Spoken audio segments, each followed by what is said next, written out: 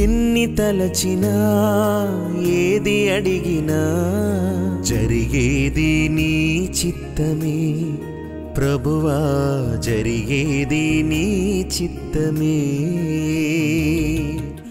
యేసు ప్రభునందు ప్రియమైన సోదర సోదరులారా, గత క్లాస్లో మనము చూసుకున్న విషయాన్ని మనము కంటిన్యూ చేసుకుందాము. అదేమంటే దేవుడు ఎందుకు కొన్ని ప్రార్థనలకి సమాధానము ఇయ్యడు, దానికి కారణము మాలోనే ఉంటుందని మొదటి భాగంలో మనం చూసుకున్నాం. అయితే ఆ కారణాలంతా లేకుండా మనము పాపములో ఉండకుండా నీతి మార్గంలో నడుచుకొని దేవుని సందేహము లేకుండా, సంశయం లేకుండా, పరిపూర్ణ నమ్మకముతో, విశ్వాసముతో అడిగినను, దేవుని చిత్తముకి విరోధము కాకుండా దేవుని చిత్తములో సరిగా ఉన్నదే అడిగి, మరి మమ్మల్ని దీన మనసుతో, గర్వముతో కాదు, మమ్మల్ని తగ్గించుకొని దీన మనసుతో మనము అడిగినప్పటికీ, భార్యాభర్త సమాధానముతో ఉండి ఏకీభవించి ప్రార్థన చేసినప్పటికీ అప్పుడు కూడా కొన్ని ప్రార్థనల్ని దేవుడు వినడు. అది ఎందుకని ఈరోజు మనము చూసుకుందాము.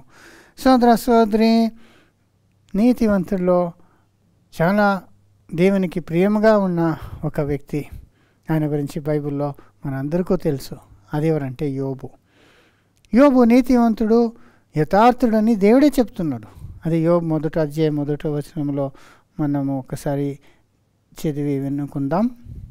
ఊజు దేశమునందు యోబు అను ఒక మనుష్యుడుండెను. అతడు యథార్థవర్తనుడును న్యాయవంతుడునై దేవుని యందు భయభక్తులు కలిగి చెడుతనము విసర్జించిన వాడు. చూసారా, చెడుతనము విసర్జించి దేవుని చిత్తానుసారముగా జీవిస్తున్న ఒక మనిషి. మరి 2వ వచనము, అతనికి 7 కుమారులను 3 కుమార్తెలను కలిగిరి. సో 10 పిల్లలు ఉన్నారు, చాలా ఆస్తులు ఉంది, వంటలు, మరి గొర్రె పిల్లలు, ఆవులు, ఇదంతా ఉంది, బాగా హ్యాపీగా ఉన్నాడు. అప్పుడు అతను కుమారులందరూ చేరి విందు చేసుకుంటుంటే ఇతనికి ఒక భయం వస్తుంది. నా కుమారులందరూ ఒక్కొక్క రోజు ఒక్కొక్క ఇంట్లో పార్టీ చేసుకుంటున్నారు, ఒక్కవేళ వాళ్ళకి తెలియక దేవదూషణం ఏమైనా చేసి దేవునికి ఇష్టం లేని కార్యం చేశారేమో అని పొద్దున్న లేచి ప్రతిసారి ఆయన దేవునికి యజ్ఞాలు, యాగాలు సమర్పించి సమాధానం చేస్తుంటారు. అంటే పిల్లల గురించి అంత అతను జాగ్రత్త పడతాడు. పిల్లలకి ఏం అవ్వకూడదు, దేవుని కోపం మా పైన రాకూడదు అని ఆ రీతిగా దేవుని దగ్గర వేడుకుంటున్నాడు. సో అతను నీతివంతుడు, దేవునికి ఇష్టమైన ఒక మనిషి, దేవుని మార్గంలో నడుస్తున్నాడు, చెడ్డదని విసర్జించి దేవుని భయంలో ఉన్నాడు. మరి ప్రార్థన కూడా చేస్తున్నాడు తన కుమారులు, బిడ్డల కొరకు. అయితేను దేవుడు అతని ప్రార్థన వినలేదు కదా. సో మరి బ్యాక్గ్రౌండ్లో ఏం జరుగుతుందనేది యోబుకు తెలీదు. అయితే అక్కడ ఏమైంది, సైతాను దగ్గర దేవుడు మాట్లాడేప్పుడు, నా సేవకుడు యోబుని చూసావా, ఎంత యథార్థవంతుడు, నీతివంతుడు అంతా చెప్పేప్పుడు వాడేమో చెప్పాడు, నువ్వు వాడు ఊరికనైనా నీకు భయపడేది, నువ్వు అన్నీ ఆయనకి ఇచ్చేసావు, ఆయన చుట్టూలో ఒక ఫెన్స్ వేసి ఆయనను రక్షిస్తున్నావు, దానికే అతడు నీకు నమ్మకస్తుడుగా ఉన్నాడు. అంటే నీ నుండి అతనికి బెనిఫిట్ వస్తూ ఉంది కాబట్టి అతను నీ ఒక భయంలో ఉన్నాడు. నువ్వేమైనా ఆయనకి ఇచ్చినంత తీసేస్తే అప్పుడు నిన్ను శపిస్తాడు అని అతను చెప్పే మాట. అప్పుడు దేవుడు యోబుని సైతానికి అప్పగించి, నువ్వు ఏం కావాలంటే చేసుకో, అయితే అతని జీవం మాత్రం తీయొద్దు అని చెప్పే విషయము జరుగుతుంటుంది. ఇదంతా మనకి తెలుసు. అయితే యోబుకి ఈ విషయాలు తెలీదు. అయితే ఒక దినము యోబు ఉండగా ఒక బ్యాడ్ న్యూస్ వచ్చింది. అదేమంటే ఒకడు వచ్చి చెప్తాడు, మన ఆవులు మరి గాడిదలంతా ఒక పక్కన ఉంటే మా శత్రులు సబియన్స్ వచ్చి అదంతా కొట్టుకొని పోయారు, నేను ఒక్కడనే ఎస్కేప్ అయ్యానని.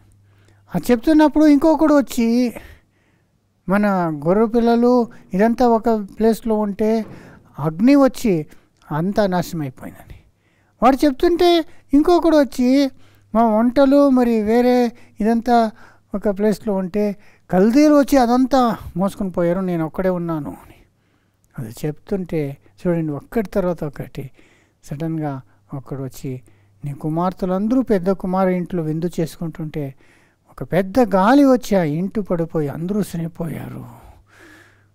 సడన్గా చూడండి అన్నీ నష్టము, వాళ్ళ పని వాళ్ళందరూ చనిపోయారు, మరి పిల్లలు కూడా చనిపోయారు.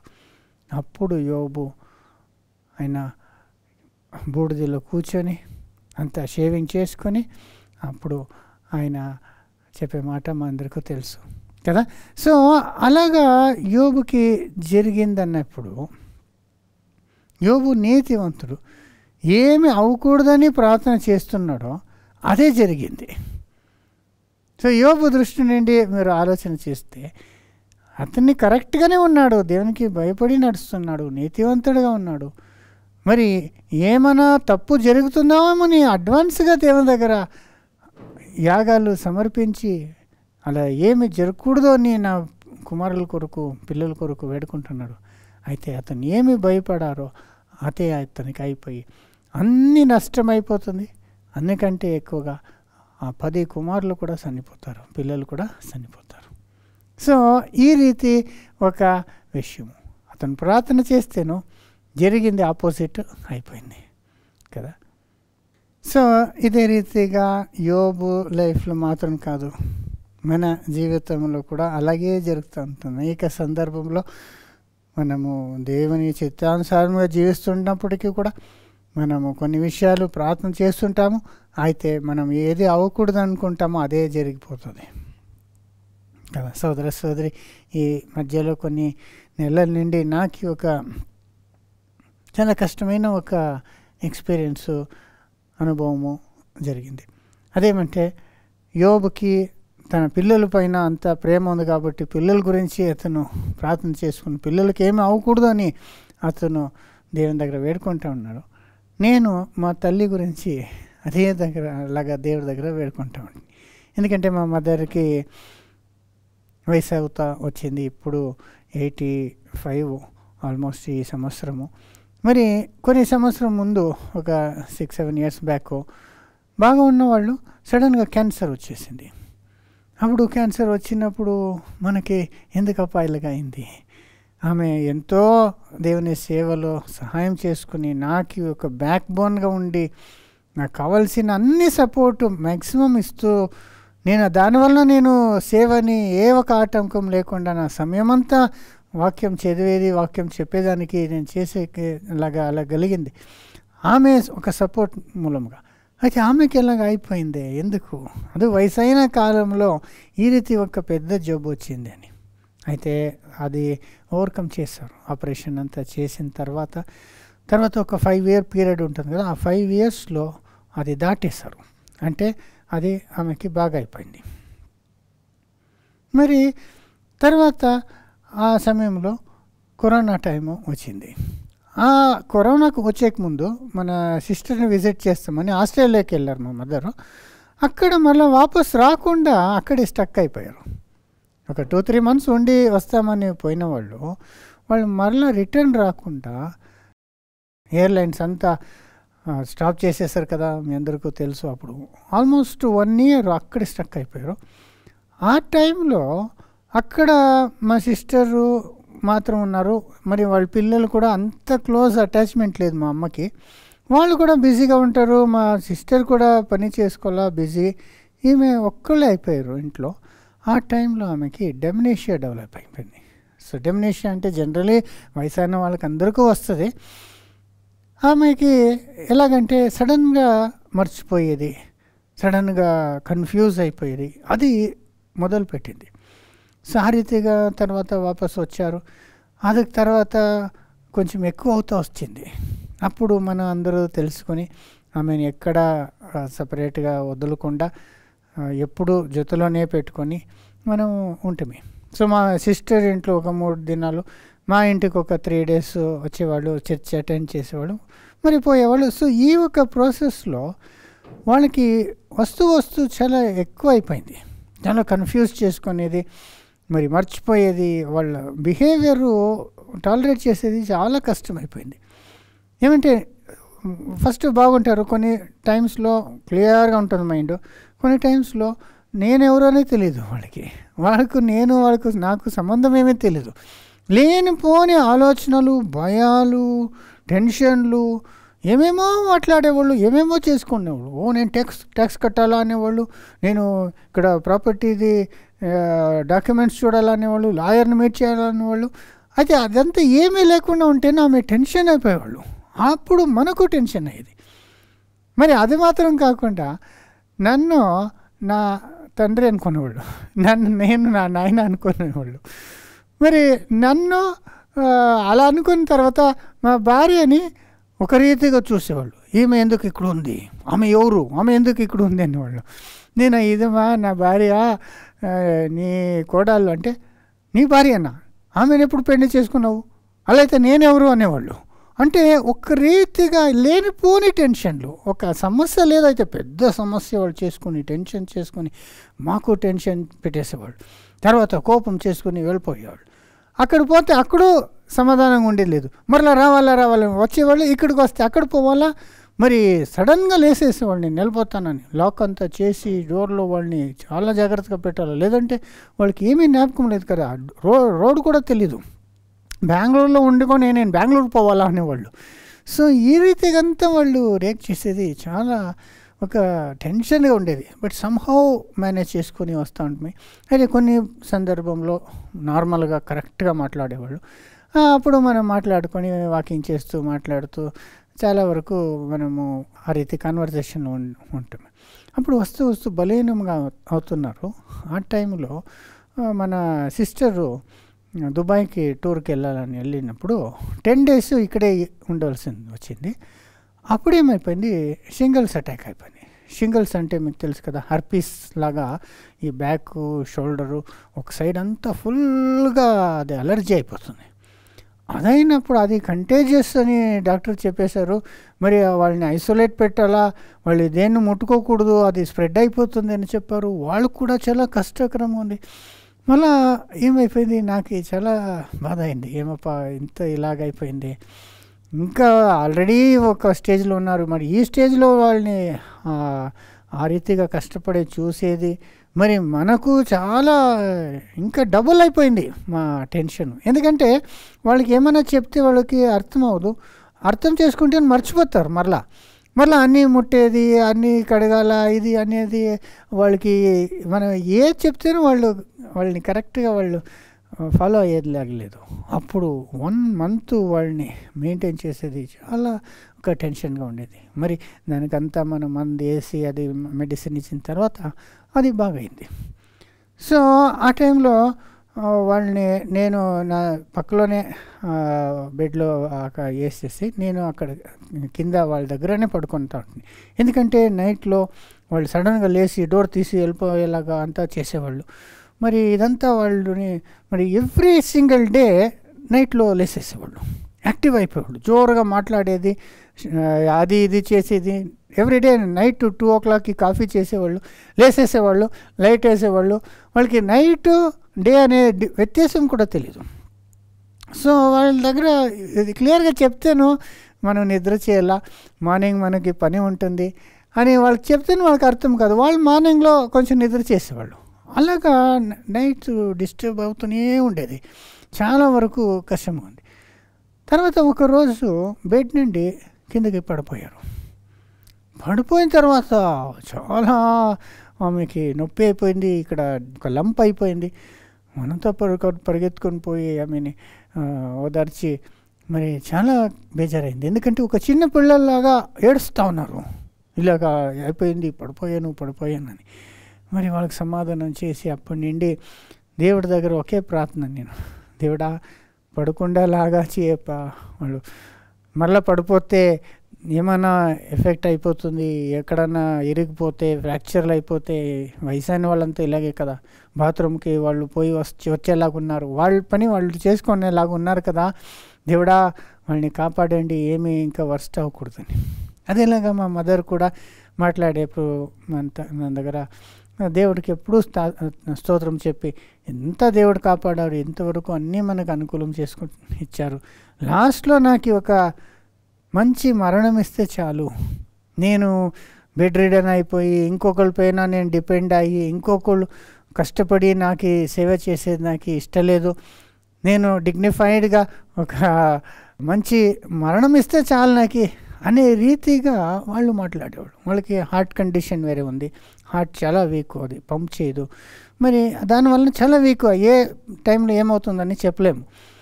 ఆ రీతిగా ఉన్నప్పుడు సోదరి ఈ షింగిల్స్ వచ్చిన తర్వాత ఇంకా బలహీనమైపోయారు. మరి వాళ్ళని ఏదో రీతిగా కేర్ఫుల్గా హ్యాండిల్ చేసుకుని వస్తున్నాము. ఒకరోజు అలాగే వాళ్ళని టెర్రస్ మీద కూర్చోపెట్టి మళ్ళీ ఏదో ఫోన్ వచ్చిందని కిందకి వెళ్ళి పైనకి వచ్చేప్పటికి వాళ్ళు లేసేసి ఉన్నారు, లేచి అలాగే బ్యాక్ పడిపోయినారు. కళ్ళు ముందనే చూస్తున్నా అలాగే బ్యాక్ పడిపోయి 2 చెయ్యి కిందకి పెట్టేశారు, 2 చెయ్యి కూడా ఇరిగిపోయిందండి. రిస్ట్ దగ్గర 2 ఫ్రాక్చర్ అయిపోయింది. జోరుగా ఏడుస్తుంటే చెయ్యి ఏమేమోలాగా ట్విస్ట్ అయిపోయింది వేరే. నాకు ఇది చాలా కష్టకరంగా ఉండింది. ఎందుకంటే నేను ఏదైతే ప్రార్థన చేస్తున్నాను, దేవుడా మా తల్లికి పడకుండా ఉండేలాగా చేయి, పడిపోకుండా ఉండేలాగా చేయండి అని అదే ప్రార్థన నేను ఆల్మోస్ట్ ఎవ్రీడే చేసేవాడిను. అయితే అదేలాగా అయిపోయింది, 2 చెయ్యి ఇరిగిపోయింది. ఆమెను తీసుకొని పోయి హాస్పిటల్లో అంతా కట్టేసుకుని వస్తే వాళ్ళకి అది ఏమని తెలీదు, అంటే దేవుని కృపలో నొప్పి అంతా తెలీదు, అయితే అది తీసేయాలని వాళ్ళకి అర్థం అవటం లేదు, ఇది తీయకూడదని. వాళ్ళు మార్నింగ్ లోపల అన్నీ తీసేశారు. మళ్ళీ సెకండ్ టైం హాస్పిటల్ తీసుకొని పోయి బాగా మళ్ళీ ఇంకా క్యాస్ట్ చేసుకొని వచ్చినప్పుడు 2 చెయ్యి కూడా యూజ్లెస్ అయిపోయింది. ఇక్కడి వరకు వేసేస్తారు కదా, అప్పుడు వాళ్ళు ఏమీ చేసుకోలేరు, నడవలేరు, బ్యాలెన్స్ లేదు, అన్నీ ఎవరైనా చేయాలా అలాగైపోయిందండి. నేను ఆమెకి ఇంతవరకునే చాలా కష్టంలో వాళ్ళని మెయింటైన్ చేసుకుని వస్తున్నాము. ఇప్పుడు 10 times ఎక్కువ అయిపోయిందండి. సడన్గా అన్నీ డబుల్ ఒక్క పైన ఒకటి వచ్చేసింది. ఆ టైంలో కొన్ని రోజు మా సిస్టర్ దగ్గర వదిలేసాను. ఎందుకంటే ఆడవాళ్ళే కొన్ని వాళ్ళకి స్నానం చేయించాలా, ఇదంతా పిల్లలు చేయాలా, నేను చేయలేను కదా అని వాళ్ళని అక్కడ. అయితే మా సిస్టర్కి అవ్వలేదు. నా సిస్టర్కు ఫిజికల్ ప్రాబ్లమ్స్ ఉంది, మరి వాళ్ళకి ఒక గ్రాండ్ డాటర్ మనమరాలు వేరే చిన్నది ఉంది, వీళ్ళని మెయింటైన్ చేసేది వాళ్ళ చేత కాలేదు. మరి అలాగని చెప్పి ఒక మేడ్ని పెట్టేసి మనమే ఇంట్లో పెట్టుకొని ఆ మేడ్ చూసుకునేలాగా కొంచెం కాలం కొంచెం రిలీఫ్గా ఉంది. అయితే ఆ మేడు వాళ్ళ దగ్గర కొంచెం మనం చూడుకున్నప్పుడు రఫ్గా బిహేవ్ చేసినట్లు మనకు అనిపించింది. ఎందుకంటే మా మదర్ నైట్ అంతా మాట్లాడేవాళ్ళు, జోరుగా ఏమేమో మాట్లాడేవాళ్ళు. సో వాళ్ళకు నిద్ర ఉండదు కదా, అప్పుడు వాళ్ళు చేసినట్లు ఒకసారి ఇక wound అయినట్లు ఇక్కడ తెలిసింది. ఇదేమని ఇది అలా అడిగినప్పుడు వాళ్ళు చెయ్యి ఇలా అనుకున్నప్పుడు ఏమో అయింది అలాగిలా అన్నారు. సరే మళ్ళీ సెకండ్ టైం కట్టేసి ఎప్పుడు ఇక్కడి వరకు వేసేసారండి. ఇది చాలా భారంగా ఉండేది, ఇక్కడ అయ్యింది రెస్ట్కి, ఇక్కడి వరకు 2 చేయి కూడా అలా భారం, దాన్ని లిఫ్ట్ చేయలేరు. మనం వాళ్ళని హ్యాండిల్ చేసేది చాలా కష్టము. మరి ఆ పరిస్థితుల్లో స్నానం చేయించాలంటే చాలా కష్టం, ఎందుకంటే నీళ్ళు ఇక్కడ పడకూడదు కదా. సో చేతులు పెట్టుకోవాలా, వాళ్ళని స్నానం చేయాలా, ఈచ్ టైం బాత్రూమ్ పోవాలంటే తీసుకుని పోవాలా రావాలా, ఇదంతా చాలా కష్టకరంగా ఉండింది. ఈ మధ్యలో మేడ్ ఉన్నారు కదా అంటే చూస్తే సెకండ్ టైం ఒకలాగా మార్క్ లాగా కనపడింది. అప్పుడు మనకి కన్ఫర్మ్ అయింది, ఇది నైట్లో డోర్ వేరే వాళ్ళు వేసేస్తారు, వాళ్ళు ఎలా మిస్ట్రీట్ చేస్తారో తెలియదని వెంటనే వాళ్ళకి వాళ్ళకి శాలరీ ఇచ్చేసి పంపించేసి వాళ్ళని ఎవరి దగ్గర కూడా అలాగా వదలలేమని నాకే అనిపించింది. సాపండి నేను మా బెడ్లోనే వాళ్ళకి పడుకోబట్టి నేను కింద పడుకొని వాళ్ళని చూసుకోవాలని డిసైడ్ చేశాను. అయితే నైట్ అంతా వాళ్ళు డిస్టర్బ్ చేస్తూ వాళ్ళు మాట్లాడేది, ఏమేమో ఊహించుకునేది, జోరుగా మాట్లాడేది. 1 నైట్ అయిందండి, 2nd నైట్ అస్సలు కుదరలేదండి. మనిషికి నిద్ర ఎంత అవసరం అనేది అప్పుడే నాకు తెలిసిందండి. ఎందుకంటే చాలా కంటిన్యూస్గా మాట్లాడారు. డే టైము మనం 1 or 2 hours పడుకుంటేనే అది చాలదండి. డే టైము పనులు ఉంటుంది, వాళ్ళని చూసుకునేది ఒక పని ఉంటుంది. మనకు కాకుండా మనది ఆ టైంలో చాలా ఇంపార్టెంట్ లోతైన Bible study, Trinity final part మనము చేయాలా, ఎన్ని ప్రిపరేషన్స్ చేయాలా, మరి వీడియోలు చేయాలా, 4 భాషల్లో మరి ఎడిట్ చేయాలా, ఇదంతా జరుగుతుంది. ఆ టైంలో ఇది కూడా అయిపోయింది. మరి నైట్లో ఎవ్రీ నైట్ వాళ్ళకి చెప్తేనే వాళ్ళకి అర్థం కాదు, జోరుగా మాట్లాడేవాడు. మరి ఒకరోజు తమిళ్లో మాట్లాడే స్టార్ట్ చేసేవాడు. మనము కన్నడనే ఎప్పుడు మాట్లాడేది, తమిళ్లో మాట్లాడుతూ ఉన్నారు. మరి కన్ఫ్యూజ్గా సరే అని వాళ్ళు ఏమో మాట్లాడుతున్నారని కొంచెం లైట్గా మాట్లాడుతుంటే అలాగే నిద్రపోతుంటే సడన్గా అరిచేవాళ్ళు. ఏమని చూస్తే అక్కడ చీమ వస్తుంది అన్నవాళ్ళు, ఏదో ఒక చిన్నది అది ఏమో చూసేసి ఏమో అనుకొని అలాగా బాగా డిస్టర్బ్ అయిపోయిందండి. నిద్ర లేకుండా ఒకలాగా టెన్షన్ అయిపోయింది. పడుకుందాం బాగా నిద్ర వస్తుందంటే సడన్గా లేపించేవాళ్ళు. మరి అది మాత్రం కాకుండా ఒక్కరోజు ఏమైందంటే అలాగే మేము మాట్లాడుతున్నారు, నేను అలాగే పడుకుందామని ట్రై చేస్తున్నా, సడన్గా అన్య భాషల్లో మాట్లాడేస్తారండి. సో అన్య భాషలో ఏమప్పా ఇది, మనం పెంటకాస్ట్లో ఏ ఒక కాంటాక్ట్ లేదు, పెంటకాస్ట్ చర్చికి పోయేదే లేదు, అది వినేది లేదు, ఏం లేదు. మా మదర్ అలాగ మాట్లాడేకి ఛాన్సే లేదు.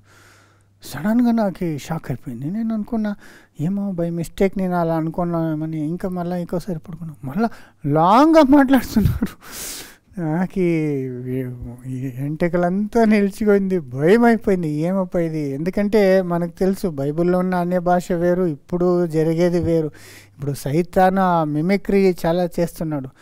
సో నాకు క్లియర్గా తెలిసిపోయింది ఇది సైతాను ఒక కార్యము. సైతాను బలహీనంగా ఉన్న వాళ్ళని యూస్ చేసి బాగా డిస్టర్బ్ చేస్తారు. చిన్న పిల్లల్ని మరి వయసు అయిన వాళ్ళని చాలా డిస్టర్బ్ చేస్తాడు.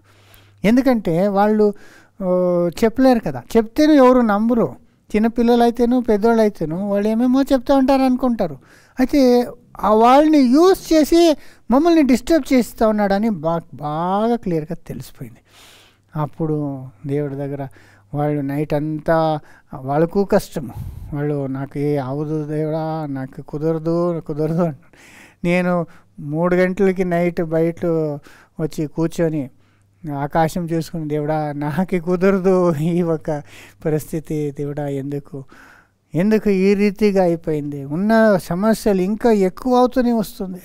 ఇప్పుడు మేడు లేదు, మరి రాత్రంతా చూసుకోవాలా, మరి పొద్దున్న లేచినప్పటి నుండి వాళ్ళని బాత్రూమ్ తీసుకుని పోయి వాళ్ళకి ప్రతి ఒక్కటి చేయాలా. వాళ్ళు చేయలేదు కాబట్టి వాళ్ళకి అది చాలా కష్టం.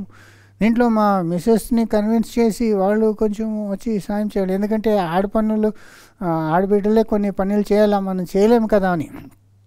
సో వాళ్ళకు నాకు వేరే టెన్షన్, నాకు ఈ కోపం వచ్చేస్తుంది. ఏదైనా సరిగా చేయలేదంటే మా మదర్కి నాకు ఈ కోపం వచ్చేది. మా మధ్యలో కూడా ఒకలాగా అసమాధానం. ఈ రీతిగా చాలా టయర్డ్ అయిపోయిందండి. అది మార్నింగ్లో లేస్తే వాళ్ళకి కోల్డ్ లాగా అయిపోయేది. వాళ్ళు ఉమ్ముతూనే ఉన్నవాళ్ళు. మరి నోస్ క్లియర్ చేయాలా, ఉమ్మేది వాటిని నోటి నుండి ఆ బకెట్లో తీయాలా, ఎక్కడెక్కడంతా ఉమ్మేసేవాళ్ళు. మరి ఇది అయిన తర్వాత వాళ్ళు తినిపించేదంతా కష్టమండి. తినరు బాగా, వాళ్ళకి ఏం కావాలనో అది ఇస్తేనో వద్దు అంటారు. వాళ్ళకి పర్సువేట్ చేసి అది ఇది చెప్పి తినిపించాల. మరి అంత కష్టపడి తినిపిస్తేనో సమ్టైమ్స్ బయటకి ఉమ్మేస్తారు. మరి ఇదంతా చాలా టెన్షన్ అయ్యేదండి. మరి ఈ రీతి ఒక కండిషను, ఒక స్థితిలో నేను ఒక రాత్రి అదేలాగా లేచి ఎందుకు ఇలా అవుతూ ఉంది, ఎంత నేను ప్రార్థన చేస్తూ ఉండి దేవుడిని మార్గంలో మనం నడుచుకుంటున్నాం కదా. యోబు లాగానే మనము అదేలాగా నీతివంతులు లేకుండా అంటున్నాం. యేసు రక్తములో మనము నీతివంతులై ఎంచపడం కదా. మనము పాపమును వదిలేసి నీతి మార్గంలో నడుచుకోవాలని మనము జీవిస్తున్నాం కదా. దేవుని చిత్త ఏమని తెలుసుకొని దేవుని ముందు మనం తగ్గించుకొని మనము ఆయన సేవ చేసుకునే ఉన్నాం కదా. అలా ఉన్నప్పటికీ ఎందుకు దేవుడు మా ప్రార్థన వినలేదు? దేవుడు మనసు చేస్తే ఒక్క నిమిషంలో అన్నీ మనకి రెస్ట్ ఇవ్వచ్చు. వాళ్ళకు రెస్ట్, మనకు ఒక విశ్రాంతి ఇవ్వచ్చు. అయితే ఎందుకు ఇంత టైము వేస్ట్ అవుతూ ఉంది, ఎంత టెన్షను, దేవుడా ఎందుకు ఇలాగ అవుతూ ఉంది అని నేను ఒకరోజు నైట్లో కూర్చొని ఆలోచన చేస్తూ ఉన్నప్పుడు నాకు ఈ సబ్జెక్టు చేయాలని దేవుడు ఆలోచన ఇచ్చాడు. నాకు అపోస్తలుడు పౌలు జ్ఞాపకం వచ్చింది. పౌలు కూడా ఆయనకి అనేక దర్శనాలు ఇచ్చారు కదా దేవుడు. చాలా జ్ఞానము ఇచ్చాడు, మర్మాలు తెలుసుకునేలాగా ఆయనకి అవకాశం ఇచ్చారు. దానివలన ఆయనని హెచ్చించకూడదు, కొనకూడదు తను అని గర్వపడకూడదని ఆయనకు ఒక ముళ్ళు ఏర్పడిందంట. అది ఆ ముళ్ళు ఏమంటే సైతాను ఒక దూత అని చెప్తాడు ఆయనని ఇబ్బంది పట్టేకి. సో ఆ విషయంలో దేవుడి దగ్గర ప్రార్థన చేస్తారు పౌలు.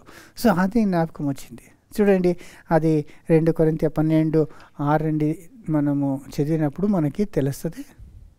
అతిశయపడుటకు ఇచ్చయించినను నేను సత్యమే పలుకుదును గనుక అవివేకిని కాకపోదును గాని నాయందు ఎవడైనను చూచిన దానికన్నను నా వలన వినిన దానికన్నను నన్ను ఎక్కువ ఘనముగా ఎంచునేమో అని అతిశయించుట మానుకొనుచున్నాను. చూసారా, నన్ను ఎంచుకునే కంటే ఎక్కువ నేను ఎంచుకోకున్నట్లు నేను మానుకుంటున్నాను.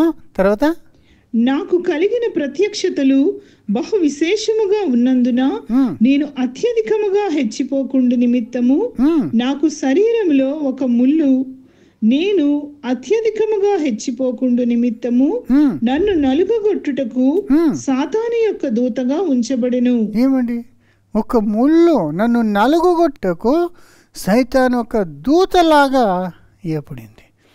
చూసారా, దేవుడే అదుపు చేసేసారు. యోబుకి ఎలాగా సైతాను వచ్చి ఏం కావాలో చేసుకున్నట్లు ఇక్కడ ఇతని ఇబ్బంది పెట్టేకి, ఇతను నలుగు చేసేకి ఒక ముళ్ళు చేశారు. ఆ ముళ్ళు ఎగ్జాక్ట్గా ఏమైంది మనకి బైబిల్లో చెప్పబడలేదు. అయితే ఆయనని నలుగుడుతూ ఉంది. దాని నిమిత్తము ఆయనకి చాలా బాధ కలిగి దేవుని దగ్గర 3 సారి ప్రార్థన చేస్తాడంట. చూడండి నెక్స్ట్.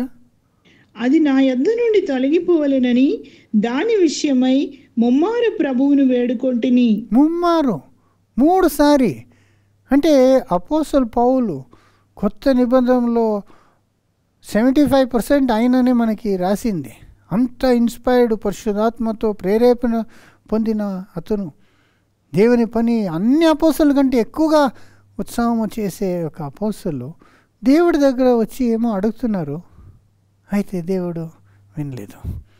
2 మారి వచ్చి ప్రార్థన చేస్తున్నారు, అయితేనూ దేవుడు ఆన్సర్ చేయలేదు. మరి 3వసారి ప్రార్థన చేస్తేనూ దేవుడు ఆన్సర్ చేయలేదు.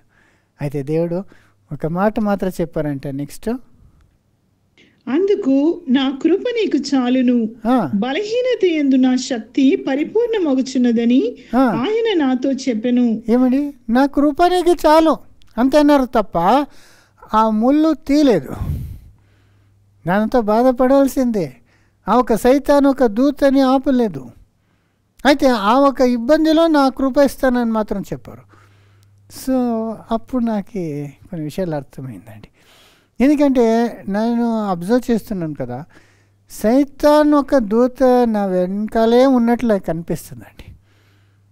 ఎందుకంటే మనం ఎవరిని చాలా ఇష్టపడతామో వాళ్ళ మూలంగా మాకు ఇబ్బంది తీసుకొస్తున్నాడు. మా మదర్ అంటే అందరికీ మదర్ అంటే చాలా ఇష్టమే. దాంట్లో నాకు చాలా క్లోజు, చాలా ఎంకరేజ్ చేసిన వాళ్ళు. సో వాళ్ళకి ఏమైనా అయిందంటే మాకు చాలా ఎఫెక్ట్ అవుతుంది. ఎలా వాళ్ళని చూసుకుంటామంటే, నాకు ఆకలి అయితే మా మదర్ గురించి ఆలోచించి, మా మదర్ తిన్నారా, మా మదర్ తాగారా, నాకు చలి అవుతే వాళ్ళకి చలిగా ఉన్నదా, వాళ్ళకి అనుకూలంగా ఉన్నారా అని వాళ్ళ గురించి ప్రతి విషయంలో ఆలోచన చేస్తున్నప్పుడు వాళ్ళు కష్టపడుతున్నారు. దాన్ని చూసి చాలా బాధ. అదే సమయంలో వాళ్ళని కంట్రోల్ చేయలేక దాన్ని వాళ్ళకి అన్నీ చేసుకొని ఫిజికలీ ఒక లిమిట్ ఉంటుంది కదా, మెంటలీ ఫిజికలీ ఆ లిమిట్ దాటిపోయినట్లు అనిపించింది. ఎందుకంటే ఒక్కరోజు రెండో రోజు అంటే అది మేనేజబుల్ అండి. అది ఇంక్రీజ్ అవుతూనే వస్తుంటే, అది ఎస్పెషల్లీ నైట్లో అండి, అన్నీ టైర్డ్ అయిపోయి పడుకుందామంటే అప్పుడు వీళ్ళు స్టార్ట్ చేసేవాళ్ళు మాట్లాడేది, జోరుగా అరిసేది స్టార్ట్ చేసేవాళ్ళు. మరి ప్రతి ఒక్క విషయము చాలా కష్టం ఉంది. వాళ్ళు స్నానం చేయించాలంటే ఒక రోజు చేయించుకుని ఒక్కొక్క రోజు చాలా డిఫికల్ట్ చేసేవాళ్ళు, కష్టంగా. వాళ్ళు కోఆపరేటే చేయరు. అది వాళ్ళకి ఒకలాగా సిగ్గులాగా వేరే. మరి వేరే ఎవరున్నారు? నేను సిస్టర్ ఒక్కరికి అవ్వదు, వాళ్ళు వెయిట్గా ఉంది. మరి నేనే వాళ్ళకి సాయం చేయవలసిందిగా ఉంది. అప్పుడు అరిసేవాళ్ళు జోరుగా. అంటే ఏమైనా నొప్పి వస్తే బాధతో అరిసేది అది వేరే, ఇది కావాలని జోరుగా ఏమీ చేయకుండానే జోరుగా కొట్టి చంపేస్తున్నారా అనుకోవాలా, అలాగ అరిసేవాళ్ళు. ఎంత డిఫికల్ట్ సిచ్యువేషన్ చూడండి. ఎవరైనా వింటే ఏమనుకోవాలా, మరి ఎవరైనా పోలీస్ కంప్లైంట్ ఇచ్చేస్తే మరి ఏమవుతుంది? ఇదంతా వాళ్ళకి లేదు. అప్పుడు వాళ్ళని ఎలా కంట్రోల్ చేయాలా కదా. చిన్న పిల్లలు అయితే వాళ్ళు క్యూట్గా ఉంటారు, ముద్దుగా ఉంటారు, వాళ్ళని మనం చేసుకోవచ్చు. అది చిన్నగా ఉంటారు, అది వాళ్ళకి భయపడవచ్చు, మనము గర్దించవచ్చు, కొట్టచ్చు కూడా. అయితే పెద్దవాళ్ళని ఏమి చేయలేము కదా. సో అలాంటి పరిస్థితి సమ్ టైమ్స్ చాలా ఒక డిఫికల్ట్ సిచ్యువేషన్. ఇక్కడ సబ్జెక్ట్ ప్రిపేర్ చేయాలా, అక్కడ వాళ్ళని చూసుకోవాలా, ఈ టెన్షన్లు, మరి అన్నీ దాంట్లో ఇది కూడా అలాగే కంటిన్యూ. దాంట్లో మన సిస్టర్స్ వేరే, వాళ్ళు మాట్లాడే విధము అదంతా టెన్షన్ అయిపోయింది నాకు.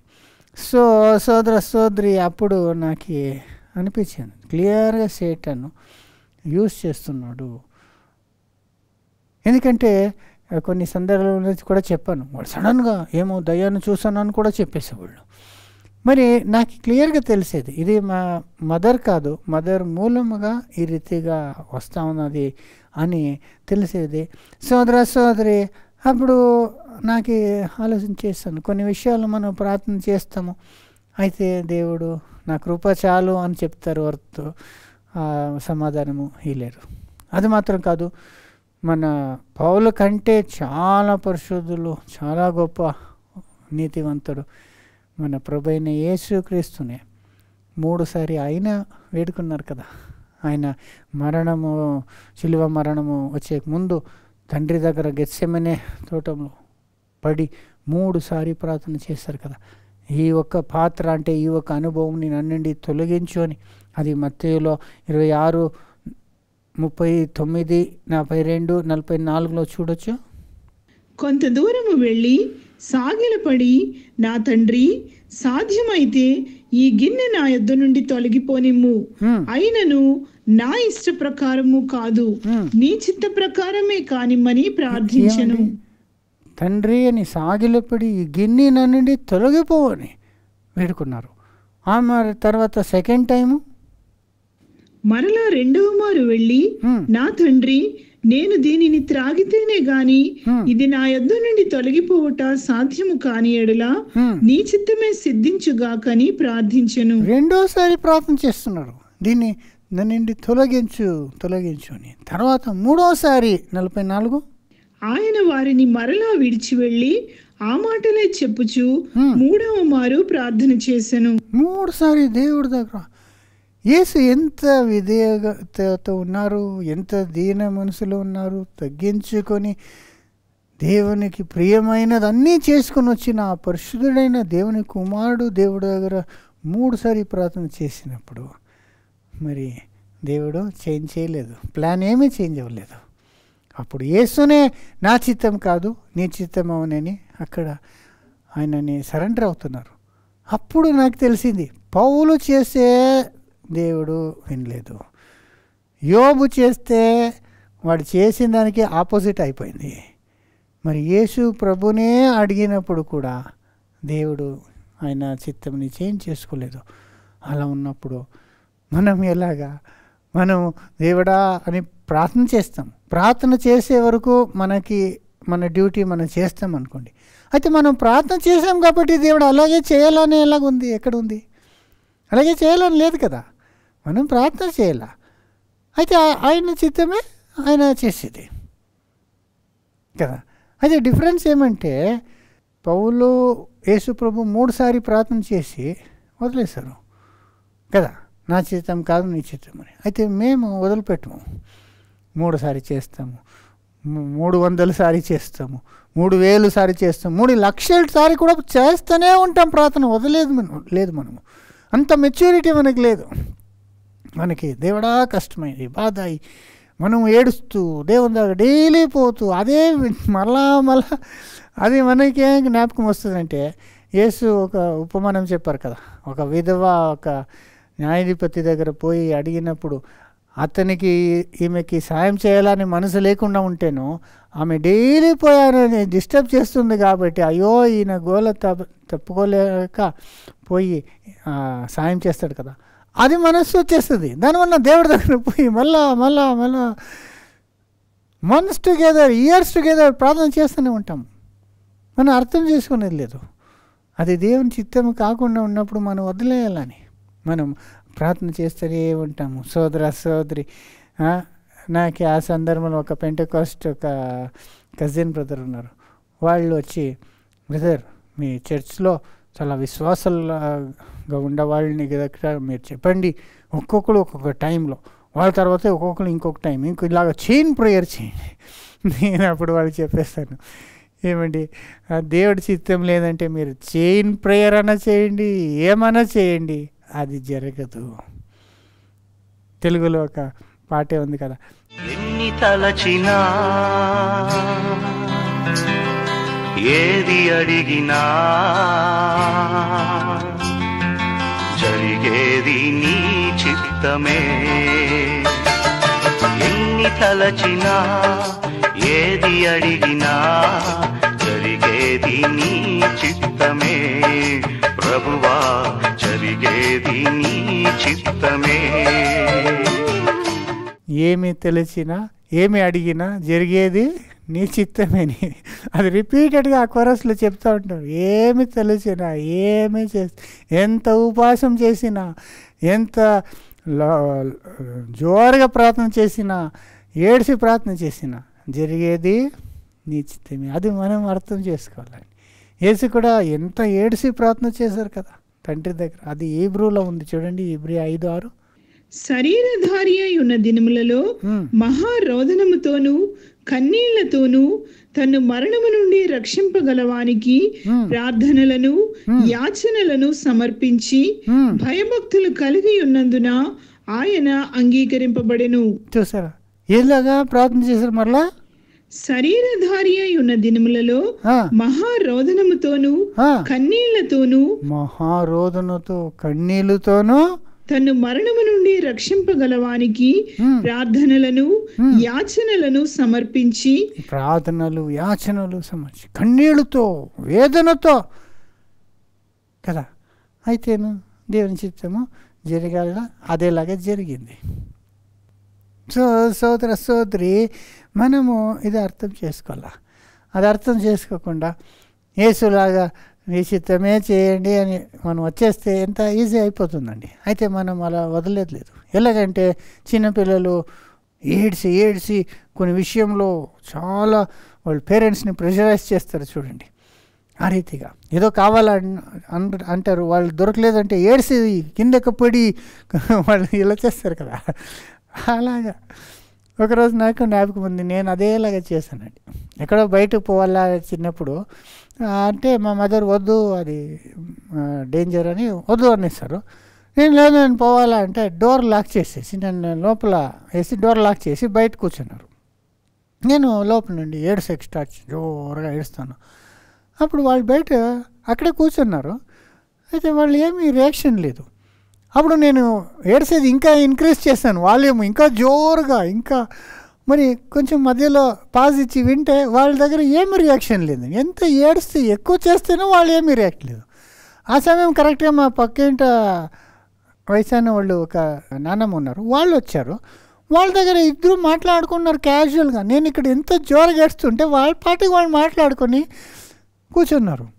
నేను ఏడ్చి లాస్ట్లో కోపం వచ్చి మా అమ్మని తిట్టేసి పోయి బెడ్లో పడుకొనేసాను. అలాగా మనం అనుకుంటాం ఏడ్చేస్తే చాలా జోరుగా ఏడ్చేస్తే వాళ్ళని మనం ఇన్ఫ్లుయెన్స్ చేస్తాం. అంటే వాళ్ళు మాకి తల్లి అంటే వాళ్ళు మనకంటే పెద్దవాళ్ళు, మన గురించి అన్నీ తెలుసు కదా. వాళ్ళు మనకి ఏదో మంచిది ఏది చెడ్డది, అది ఏది చేయాలా ఏది చేయకూడదు అని బాగా తెలుసు కాబట్టి వాళ్ళని మనం ఫోర్స్ చేయలేమండి. అయితే దేవుని దగ్గర అలాగే మనం జోరుగా ఏడుస్తాం, ఉపవాసం చేసి కంటిన్యూస్గా ఏమేమో ట్రై చేస్తాం ఆయనని బలవంతంగా. But we can't make God to change his will.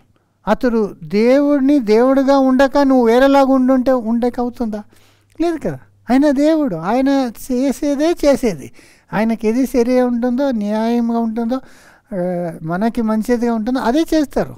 So మనము ప్రార్థనలు కంటిన్యూ చేస్తే మాత్రము అది జరగదు అని మనము తెలుసుకోవాలి. అదే నేను కూడా రియలైజ్ చేసుకున్నామండి సోదరి.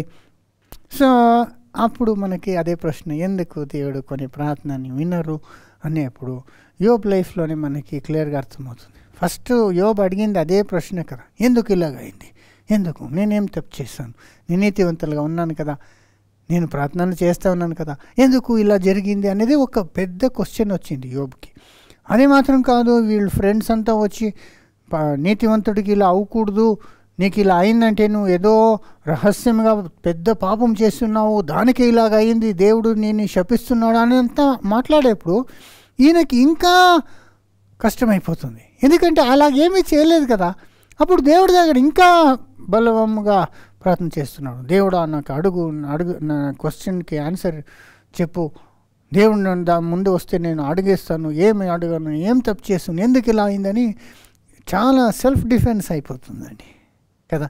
అప్పుడు యోబు ఆ రీతిగా ఎందుకని అదే రీతిగా సోదరు మన జీవితంలో ఎన్నో సందర్భాలు మనకి కొన్ని కార్యాలు జరిగేప్పుడు దేవుడి దగ్గర పోయి అదే అడుగుతుంటాం, దేవుడా ఎందుకు, దేవుడా నేను ప్రార్థన చేసి మొదలుపెట్టాను ఈ కార్యంని, ఈ విషయంతో నేను ఎన్నో సంవత్సరం నుండి నేను నీ దగ్గర కాచుకొని ఉన్నాను, అయితే నేను అడిగిన దానికి ఆపోజిట్ అయింది, ఎందుకు నా మొరను ఆలకించక ఈ రీతిగా నువ్వు చేస్తున్నావు, ఎందుకు ఈ బాధ, ఎందుకు ఈ శ్రమలు, దీనివల్ల ఏం ప్రయోజనము, నేను ఇంత కష్టపడేది ఎవరికి లాభము అని ఈ రీతిగా అనేక ప్రశ్నలతో దేవుని దగ్గర మనం వస్తూనే ఉంటాము.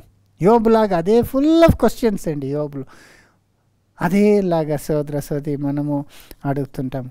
అయితే ఆన్సర్ యోబుకి దేవుడు ఇవ్వలేదండి.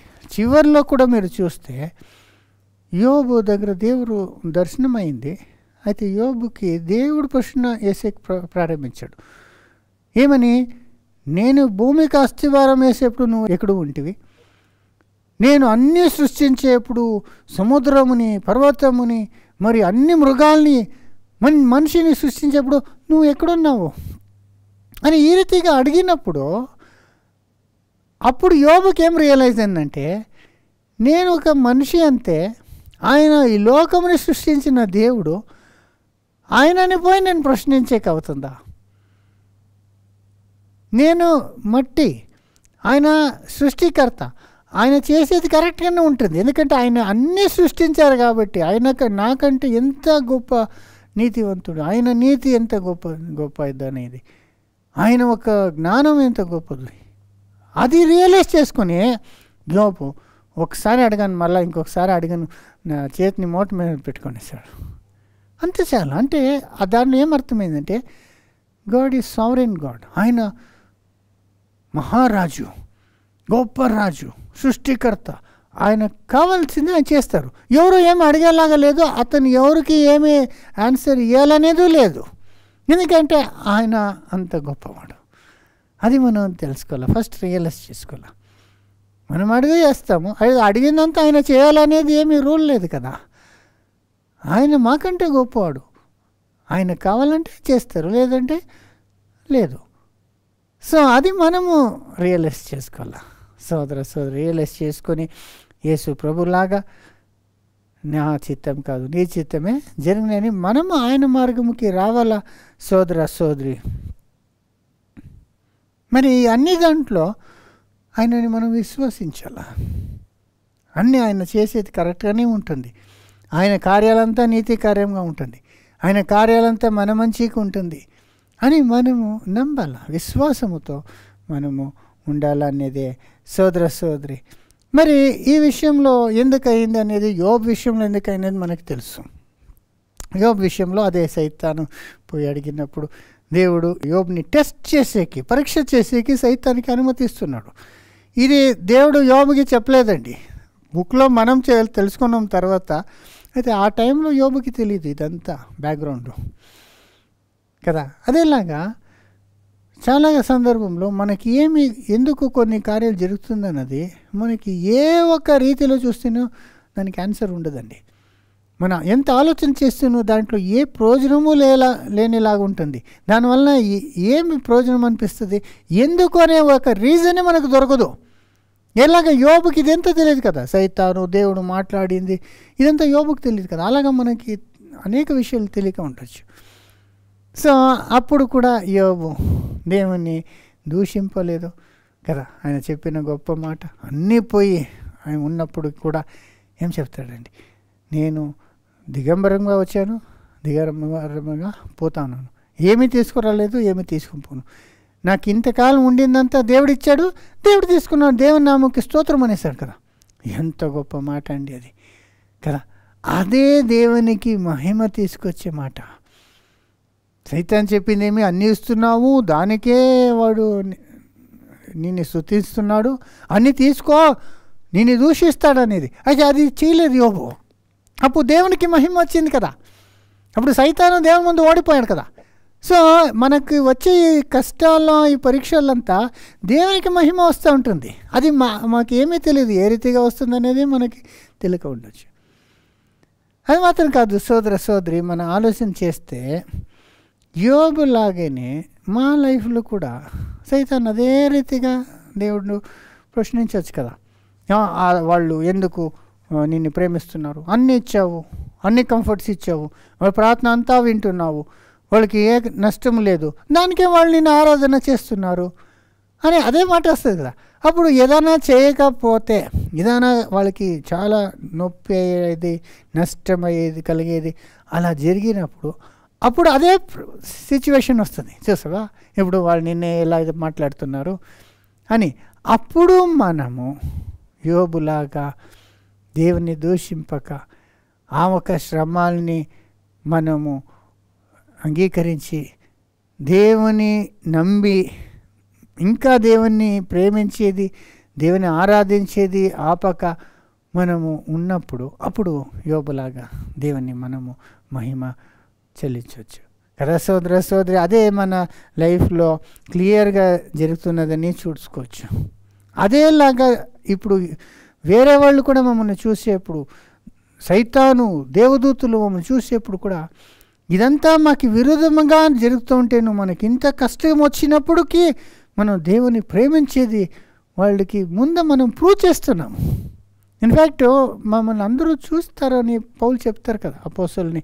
చూడండి 1 కొరింథీ 4:9, మరణదండన విధింపబడిన వారమైనట్టు దేవుడు అపోస్తలులమైన మమ్మును అందరికంటే కడపట ఉంచి ఉన్నాడని నాకు తోచుచున్నది. మేము లోకమునకును దేవదూతలకును మనుష్యులకును వేడుకగా ఉన్నాము. చూడండి, దేవదూతలకును లోకముకు మనుషులకు వేడుకగా ఉన్నాం. వేడుక అంటే మమ్మల్ని అబ్జర్వ్ చేస్తున్నారు, ఇతరులు అబ్జర్వ్ చేస్తారు కదా. వీళ్ళు అంతా సుఖంగా ఉన్నారు, దానివల్ల చర్చికి వెళ్తారు, దానివల్ల దేవుని గురించి మాట్లాడతారు. వీళ్ళకి ఏదైనా నష్టం అవుతే అప్పుడు వీళ్ళు కూడా వదిలేస్తారు అని ఇలాగే ఉంటుంది కదా. అయితే ఇంత గొప్ప నష్టమైనప్పటికీ వాళ్ళు దేవుని నమ్మకము వదలకుండా దేవుని అదే రీతిగా ఆరాధించేప్పుడు అప్పుడు వాళ్ళకేమో వీళ్ళు నిజమైన ఒక విశ్వాసులారు అని తెలుస్తుంది కదా. ఎందుకంటే చూడండి, నేను అప్పుడే మా మదర్కి క్యాన్సర్ వచ్చిందని, అదే టైంలో మన సంఘంలో ఒక చిన్న కుర్రోడు 10th స్టాండర్డ్ చదివే ఒక కుర్రోడు మన సోదరు ఉన్నారు ఒకళ్ళు, వాళ్ళు కొడుకు, వాడికి క్యాన్సర్ వచ్చిందండి. ఇద్దరు ట్రీట్మెంట్ చేసుకుంటున్నారు. తర్వాత ట్రీట్మెంట్ ఆల్మోస్ట్ ఫినిష్ అయ్యే స్టేజ్లో వచ్చినప్పటికీ అప్పుడు ఒకరోజు ఇద్దరు వచ్చారండి చర్చికి. మా అమ్మ 80 years ఆల్మోస్ట్, అతనికి ఏమో ఒక 14-15 years ఉంటుంది.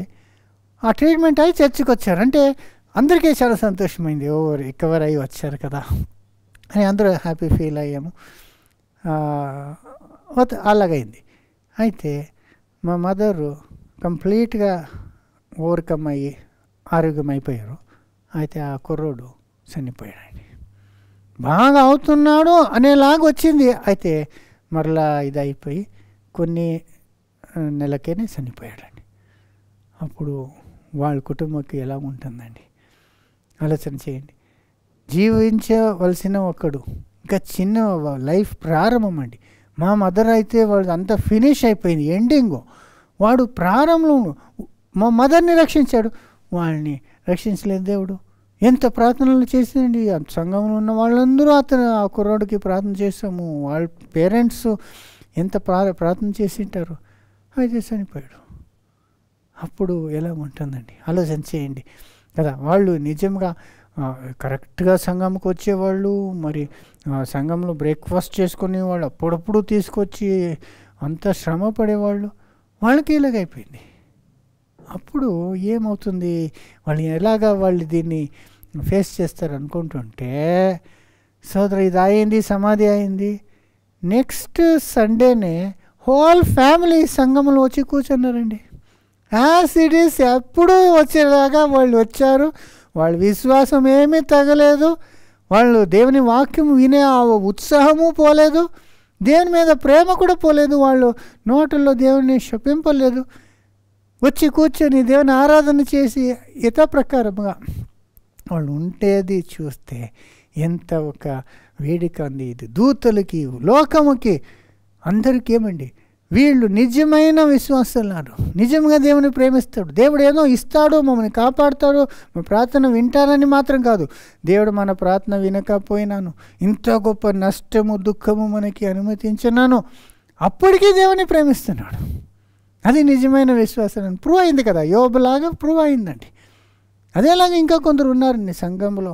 వాళ్ళకి ఎంత అవమానం జరిగినాను, వాళ్ళకి ఎంత నష్టమైనాను, ఎంత నొప్పి వచ్చినాను, వాళ్ళు సంఘంని వదలలేదండి. ఎందుకు? వాళ్ళు ఇదన్నిటికంటే ఎక్కువగా దేవుని ప్రేమిస్తారు కాబట్టి, దేవుని రాజ్యంని ఎదుగుతున్నారు కాబట్టి, అదే వాళ్ళకి నెంబర్ 1. వేరే ఏది ఎలాగైతేనూ పర్వాలేదు, ఆ ఒక దుఃఖము, కష్టం, అవమానం ఉంటేనూ పర్వాలేదు, మన దేవుని వాక్యంని వదిలేది లేదు అనే ఒక పరిపూర్ణ ఒక విశ్వాసము, ప్రేమలో ఉన్నవాళ్ళు. సో అదేలాగా ఈ కష్టం వచ్చినప్పుడే మా విశ్వాసంని మనము ఎంత నిజమైనదని ప్రూవ్ చేసుకుని దేవునికి మహిమ తీసుకురావచ్చు. మరి సోదరి, ఇంకొక విషయం ఏమంటే, ఈ ఒక కష్టంలో మనం ఇంకా ప్యూరిఫై అవుతాం, మన విశ్వాసం ఇంకా బలపడుతుంది. ఈ కష్టం వచ్చినప్పుడు దేవుడిని మనం ఇంకా లోబడి ఉండాలా, దేవునికి విధేయత చూపించాలనేది ఇంకా మనం నేర్చుకుంటామండి. ఎలాగంటే ఈ బంగారం లాంటి మన విశ్వాసం, ఆ బంగారంని ఆ అగ్నిలో వేస్తే కానీ అది ప్యూరిఫై అవ్వదు. అలాగా ఈ శోధనలు, శ్రమలు, నొప్పి, మరణం అంతా వచ్చేప్పుడు మమ్మల్ని ఇంకా దేవుడు ఇంకా పరిశుద్ధం చేస్తున్నాడంట. అదే ఇక్కడ 1 పేతురు 1 అధ్యాయం 6-7 ఎంత క్లియర్ చెప్తారు చూడండి. ఇందువలన మీరు మిక్కిలి ఆనందించుచున్నారు గాని అవసరమును బట్టి నానా విధములైన శోధనల చేత ప్రస్తుతమున కొంచెము కాలము మీకు దుఃఖము కలుగుచున్నది. కొంచెం కాలము మీకు దుఃఖము కలుగుతున్నది, నానా విధమైన ఆ శోధనల వలన అని చెప్తున్నారు. అయితేను నశించిపోవు సువర్ణము అగ్ని పరీక్ష వలన శుద్ధపరచబడుచున్నది కదా, దానికంటే అమూల్యమైన మీ విశ్వాసము ఈ శోధనల చేత పరీక్షకు నిలిచినదై యేసుక్రీస్తు ప్రత్యక్షమైనప్పుడు మీకు మెప్పును, మహిమయు, ఘనతయు కలుగుటకు కారణమగును. చూసారా, ఈ శ్రమలు, దుఃఖము మూలముగా, ఈ శోధనలు మూలముగా మనము యేసు ముందు నిల్చుటకు మమ్మల్ని యోగ్యులుగా చేస్తుందండి కదా. ఎంతగా ఈ బంగారము పరిశుద్ధమవుతుందో అలాగా. అదే మాట యోబు కూడా చెప్తారు చూడండి. యోబు మొదటే నీతివంతుడు, అయితే ఇదంతా పరీక్ష కలిగిన తర్వాత ఇంకా ప్యూరిఫై అయిపోయాడు. చూడండి 23:10 యోబు. నేను నడుచు మార్గము ఆయనకు తెలియను, ఆయన నన్ను శోధించిన తరువాత నేను సువర్ణం వలె కనబడుదును. సువర్ణలాగా అయిపోతాను అని చెప్పారు కదా, శోధింపిన తర్వాత. అలాగే ఆయన యోబులో ఎంత నీతివంతుడిగా, యథార్థుడిగా ఉంటేనో కొంచెము డౌటు, అంటే కొంచెము ఆ స్వయనీతి అనేది ఉండిండొచ్చు కదా, దేవుని విషయంలో కొన్ని విషయాలు తెలియక ఉండిండొచ్చు. అయితే ఇదంతా అనుభవం తర్వాత దేవుడిని ఇంకా బాగా అర్థం చేసుకున్నాడు. దేవుడు ఎంత గొప్పవాడని గ్రహించుకొని ఇంకా తగ్గించుకొని దేవునికి లోపడారు కదా. ఇది ఎంత మంచిది కదా. అదేలాగా దావీదు కూడా చెప్తారు, నేను ఈ శ్రమలు హింసలు వచ్చేక ముందు దారి తప్పి తిని, అయితే ఇప్పుడైతే నీ ధర్మశాస్త్రం ప్రకారం నడుచుకుంటున్నాను అంటారు. 119:67 కీర్తన. శ్రమ కలుగక మునుపు నేను త్రోవ విడిచి తిని, ఇప్పుడు నీ వాక్యమును అనుసరించి నడుచుకొనిచున్నాను. శ్రమ కలిగేక ముందు నేను త్రోవ విడిచి తిని, అయితే ఇప్పుడు నీ వాక్యానుసారంగా నడుచుకుంటున్నాను. అనేక సందర్భం అలాగవుతుంది. మనం హ్యాపీగా ఉన్నప్పుడు మనం తప్పు కార్యాలు కూడా చేసుకుని పోతుంటాము. అయితే ఇంత గొప్ప కష్టము నొప్పి ఈ ఒక పరీక్ష వచ్చినప్పుడు అప్పుడు దేవునికి సమీపంగా వచ్చి మన జీవితంలో ఏమేమి మిస్టేక్స్ ఉందో కరెక్ట్ చేసుకొని ఇంకా మనము దేవుని వాక్యం వినేలాగా అయిపోతామండి నిజంగా. సో అప్పుడు వచ్చిన ఈ శ్రమలు ఇదంతా మంచిదే కదా, మమ్మల్ని ఇంకా ప్యూరిఫై చేస్తుంది కదా. ఇప్పుడు మనకి అది దాని మూలంగా కష్టం కలిగితేను నిత్యజీవముకి మమ్మల్ని తయారు చేస్తుంది కదా. అప్పుడు దేవుడు దానికి మనం ప్రార్థన చేస్తేను కొన్ని ప్రార్థన వినేది లేదు. మనం ఆ కష్టం అనుభవించాలా, ఆ దుఃఖము అనుభవించాలా, ఆ ఒక పరీక్ష ఫేస్ చేయాలా. ఎందుకంటే దాని మూలంగా మనం ఒకటి దేవుని మహిమపరుస్తున్నాము, రెండోది ఇంకా పరిశుద్ధులుగా మనము మారుతున్నాము. సోదర సోదరి, ఈవెన్ ఫర్ ఎగ్జాంపుల్ మా మదర్ గురించి ఎగ్జాంపుల్ ఇచ్చాను కదా. ఇప్పుడు మనము ప్రార్థన చేస్తాం, దేవుడా ఆమె విశ్వాసరాలు, ఆమె కష్టము చూడకూడదు, చాలా కష్టం ముందు చూశారు, ఇప్పుడు కొంచెము సమాధానంగా ఆమెకి మంచి మరణం ఇవ్వండి, లాస్ట్ వృద్ధాప్యంలో కష్టం వద్దు దేవుడా, కష్టము నొప్పి వద్దు దేవుడా అని మనం ప్రార్థన చేస్తాం. అది మన ప్రేమతో చేస్తాము. అయితే దేవుడు ఆయనకు తెలుసు ఆమెకి ఇంకా ఎన్ని ఇంకా అనుభవం అవ్వాలనేది దేవుడికి కదా తెలుసు, ఇంకా బాగా తెలుసు కదా. ఆమె కూడా ఇంకా పరిశుద్ధుల అవ్వాలి కదా. ఆమె మనస్సులో ఆమె ఆలోచనలో ఇంకా కొంచెము ఏమైనా తప్పు కార్యాలు ఉంటే వాళ్ళు సరిదిద్దు చేసుకోవాలి కదా. అలా చేసుకోవాలంటే వాళ్ళు దీన్ని అనుభవించాలా. ఈ అనుభవం ద్వారానే వాళ్ళు ఇంకా ప్యూరిఫై అవుతారండి. అది వాళ్ళకి కావాలండి. ఇప్పుడు మనం వయసు అయిన వాళ్ళు చూస్తాం, అయ్యో పాపము, అయ్యో ఇంత వయసులో ఎందుకు అంటాము. అయితే వాళ్ళకు కూడా కొన్ని విషయాలు కరెక్ట్ చేసుకోవాల్సి ఉంటుందండి. ఎందుకంటే వాళ్ళు ముందు వయసులో వాళ్ళు ఏమేం చేస్తున్నారు కదా. మనము యవ్వన కాలంలో విత్తింది మనము మళ్ళీ కోయాలి కదా, ఏమి విత్తనాలు వేస్తామో దాన్ని కోయాలి కదా. అలాగా వాళ్ళు కూడా కొన్ని ఎక్స్పీరియన్స్ అనుభవించాలి. అప్పుడు వాళ్ళ ఆ చేంజెస్ రావాలా. ఆ చేంజెస్ రావాలంటే వాళ్ళు సంపూర్ణంగా నీతివంతులు అయ్యి వాళ్ళు మారుమనసు అన్ని విషయాలు పొందాలంటే ఆ శ్రమాలను మనం అనుభవించాలి. దానికి దేవుడు అనుమతించుండొచ్చు కదా. సో జనరల్లీ మనం చేసేప్పుడు నేను ఇది సబ్జెక్ట్ చేసినప్పుడు అది మదర్స్ డే సండే, మదర్స్ అంటే ఎంత మనం చాలా విశేషంగా ఉండేది మనం చూస్తున్నాము. అయితే మదర్స్ ఇప్పుడు మదర్ ఇన్ లాస్ అవుతారు కదా. ఫర్ ఎగ్జాంపుల్ జస్ట్ ఒక ఎగ్జాంపుల్ చెప్తాను, అంటే అత్తగారు అని వాళ్ళు యాటిట్యూడు మనం 99% కోళ్ళ దగ్గర వాళ్ళు ప్రేమతో కరెక్ట్గా ఉండరండి. అంటే వాళ్ళు ఒక అధికారముతో వాళ్ళని జడ్జ్ చేస్తుంటారు. వాళ్ళు హెడ్గా ఉంటారు కదా, వాళ్ళు హై పొజిషన్లో ఉంటారు ఫ్యామిలీలో మెయిన్ పర్సన్గా. అప్పుడు చాలా ఇది జరుగుతూ ఉంటుందండి. అదే లోకంలో ఎక్కువ ఉంటుంది, అయితే క్రైస్తవుల ఇంట్లో కూడా ఇది ఇలాగంటే ఉంటుందండి. వాళ్ళు బిహేవియర్ ఒకలాగా ఉంటుందండి. అయితే అలాగ ఉంటున్నప్పుడు వాడు జగడం చేసుకుంటారు, మాట్లాడకుండా ఉంటారు, ఏమేమో లాగా అయి ఉంటుందండి.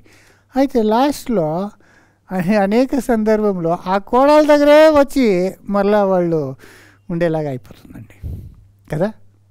కొన్ని ఒక 20-30 years కొంచెం ఫాస్ట్ ఫార్వర్డ్ చేయండి, టేబుల్స్ మారిపోతుంది కదా. ఫస్ట్ వీళ్ళే ఇంటికి మెయిన్ పర్సన్, కోడలు కొత్తగా వచ్చిన చిన్నవాళ్ళు, వీళ్ళు అధికారంతో వాళ్ళ దగ్గర మాట్లాడుతుంటారు. 30 years తర్వాత కోడళ్ళు ఇంటి మనిషి అయిపోతారు. అప్పుడు వీళ్ళు చిన్నవాళ్ళు అయిపోతారు. అంటే వీళ్ళు బలహీనం అయిపోతారు, వీళ్ళు ఇంకొక పైన డిపెండ్ అవుతారు చూడండి, అనేక సందర్భంలో ఆడపిల్లలు ఉంటేనో కొడుకు ఇంట్లోనే వచ్చి సెటిల్ అయ్యేది, కోడల దగ్గరే మళ్ళీ ఉండొచ్చు వచ్చేస్తుంది. అప్పుడు ఏమవుతుందండి? చూడండి, వాళ్ళకి కొన్ని అనుభవం అంతా జరుగుతూ ఉంటుంది. మన మదర్ చూడండి, మా ఇద్దరు సిస్టర్స్ ఉన్నారు. ఒకళ్ళు ఫారెన్లో ఉన్నారు, వాళ్ళు రాలేకపోయారు, వాళ్ళు అలాగే అక్కడే ఉన్నారు. మరి మా సిస్టరు వాళ్ళకు వయసు అయిపోయింది, వాళ్ళు క్యాన్సర్ వచ్చినప్పుడు బాగా చూసుకున్నారు. అయితే ఇప్పుడు వాళ్ళకు కొంచెం బలహీనత ఉంది కాబట్టి వాళ్ళ పరిస్థితి, ఆడపిల్లలకి మగపిల్లలు అంత ఫ్రీడమ్ ఉండదు కదా మన ఇండియా దేశంలో. వాళ్ళు వేరే వాళ్ళతో అందరినీ కన్విన్స్ చేయాలా, వాళ్ళు ఏ టైం అంటే ఆ టైంకి ఎవ్రీడే రాలేరు. అప్పుడు ఏమైపోతారు, కోడల దగ్గరనే ఉండాల్సిందిగా వచ్చేస్తుంది. మా మదర్ ఫీల్ అవుతారండి. ఇప్పుడు కోడలు వచ్చి వాళ్ళకంతా చేస్తుంటే వాళ్ళకి అయ్యో నువ్వు చేస్తున్నావే అని అప్పుడు జ్ఞాపకం వస్తుంది కదా, నేను ఒక కాలంలో నేను ఈ రీతిగా నేను ఇచ్చేసాను, అయితే నీవే నాకు ఇప్పుడు సాయం చేస్తున్నావు అని. ఇప్పుడు వీళ్ళ మనసులో ఏమేమి ఉందో వాళ్ళకి కోపమో ద్వేషమో అంతా మారిపోతుందండి. వాళ్ళు మారిపోయి వాళ్ళు ఒక దీన స్వభావం వచ్చేస్తుంది, వాళ్ళు ప్రేమ పుడుతుంది. ఇదంతా జరిగే అవకాశం అవుతుంది కదా. ఎందుకంటే ఇది వాళ్ళు కరెక్ట్ చేసుకోకుండా అలాగే పరలోకం పోలేరు కదా. వాళ్ళు ఖచ్చితంగా వాళ్ళు కరెక్ట్ చేసుకోవాలా. జీవితంలో అప్పుడప్పుడే కరెక్ట్ చేసుకుంటే సరి, లేదంటే లాస్ట్లో వాళ్ళు ఆ రీతి ఆ అనుభవం అయ్యేప్పుడు వాళ్ళు దాన్ని కరెక్ట్ చేయరు. వాళ్ళు ఎంతో జనం మనం చూసాం కదా, వాళ్ళు క్షమించండి, నేను తప్పు చేసిందే క్షమించండి. మా మదర్ కూడా ఊరినే చెప్తుంటారండి, అయ్యో నేను తప్పు చేసిందే క్షమించండి అని. ఒకరి దగ్గర ఒకళ్ళ పాప క్షమాపణ అడుగుకునేది, ప్రేమ చూపించేది, ఆ ఒక ఎంత వాళ్ళకి ఎఫెక్ట్ అవుతుందండి. మనం ప్రార్థన చేయాలి, దేవుడా మా మదర్ పడకుండా ఉన్నా, మా మదర్కి ఏమవ్వకూడదు అని మనం ప్రార్థన చేస్తాము. అయితే మదర్కి వాళ్ళని ప్రిపేర్ చేయాలి కదా దేవుడు. వాళ్ళకి అనుభవం అయితే కానీ వాళ్ళకి ఆ కరెక్షన్ రాదు కదా. దానికి వాళ్ళని ఆ రీతిగా దేవుడు అనుమతించవచ్చు. మరి అది మాత్రం కాదు, ఇంకోటి నాకు ఏం రియలైజ్ అయిందంటే, మా తల్లిలో మాకు ఎంత చేసి ఉంటారు చిన్న వయసు నుండి, పుట్టినప్పటి నుండి. ఇప్పుడు వాళ్ళకి వయసు అయ్యి ఆ పరిస్థితికి వచ్చినప్పుడు వాళ్ళని చూసుకునేది, వాళ్ళకి ప్రేమ చూపించేది మనకు ఒక సందర్భం జరిగినట్లు అయింది కదండి. It's like paying back like. లేదా మనం చిన్నపిల్లలు ఎంత చేశారండి, అన్నం పెట్టారు, మమ్మల్ని వాష్ చేశారు, ఓర్పుతూ ఉన్నారు, మనం ఎంత అల్లరి చేస్తుంటే మమ్మల్ని ఎంత సహనంతో మనని భరించి ఉన్నారు కదా. ఇప్పుడు అదేలాగా మనము వాళ్ళకి చేసే ఒక అవకాశం దేవుడు ఇస్తున్నాడు. నేను అదే రియలైజ్ చేసుకునేది, వాళ్ళు ఎంతంతా చేస్తుంటేనో ఇప్పుడు వాళ్ళకి ప్రేమ చూపించే ఒక అవకాశం దొరికింది కదా.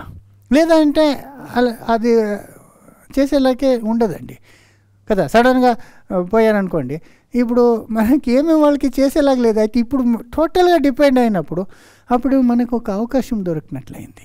మనము కూడా వాళ్ళకి కొంచెము రెసిప్రొకేట్ చేసేలాగా ఉంటుంది కదా. సో సోదరి, దేవుడు ప్రార్థన వినక ఉండేదానికి చూడండి ఎంత కారణాలు, మంచి కారణాలు ఉన్నది. అయితే ఒక విషయం మాత్రం మనం తెలుసుకోవాలా, దేవుడు మాకు ఈ శ్రమ, ఈ కష్టం అంతా అనుమతిస్తే నిజంగా మన మంచిదికని. ఎందుకంటే దేవుని వాక్యం చెప్తుంది, మన అనుభవంలో కూడా మనం తెలుసుకునేది ఏమంటే, ఏమి జరిగితేనో అది దేవుడు మంచిగానే చేస్తాడు కదా. అది రోమా 8వ అధ్యాయము 28వ వచనము. దేవుని ప్రేమించు వారికి అనగా ఆయన సంకల్పము చొప్పున పిలువబడిన వారికి మేలు కలుగుటకై సమస్తమును సమకూడి జరుగుచున్నవని ఎరుగుదుము. ఏమంటే అన్ని వాళ్ళకి మేలు కలుగుటకై సమస్తము జరుగుతున్నదంట. అన్ని మేలు కలిగేది. ఇదేంట్లో మనకేమి మేలు కలిగేది? ఈ కష్టములో, ఈ దుఃఖములో, ఈ మరణములో మనకి ఎలాగా మేలు అంటే, మనకి నిత్య జీవము ఆ స్టాండ్ పాయింట్లో చూసినప్పుడు అది మనకి నిత్యము మహిమ తీసుకొచ్చేలాగా ఉంటుందండి. సోదరి, దేవుడు అలా చేస్తాడండి. యోబ్ లైఫ్లోనే చూడండి, యోబ్ లైఫ్లో అతనికి ఈ శ్రమ కష్టం అంతా వచ్చింది కదా, అన్నీ నష్టమైపోయింది, అన్నీ పోగొట్టుకున్నాడు. తర్వాత అన్నీ డబ్బులు ఇచ్చింది కదా, దేవుడు ఇచ్చారు కదా, డబ్బులు వచ్చిందా, అన్నీ రెట్టింపు వచ్చింది కదా. ముందు ఎంత ఉండిందో అన్నిటికీ అన్నీ, ఆ వంటలైతేను, గాడిదలు, ఆవులు, గొర్రెపిల్లలు, మరి అన్ని డబల్ వచ్చింది ఐశ్వర్యము మాత్రం కాదు, పిల్లలు కూడా డబల్ వచ్చినట్లే. ఎందుకంటే 10 పిల్లలు పుడతారు, 7 కుమారులు 7 కుమార్తెలు.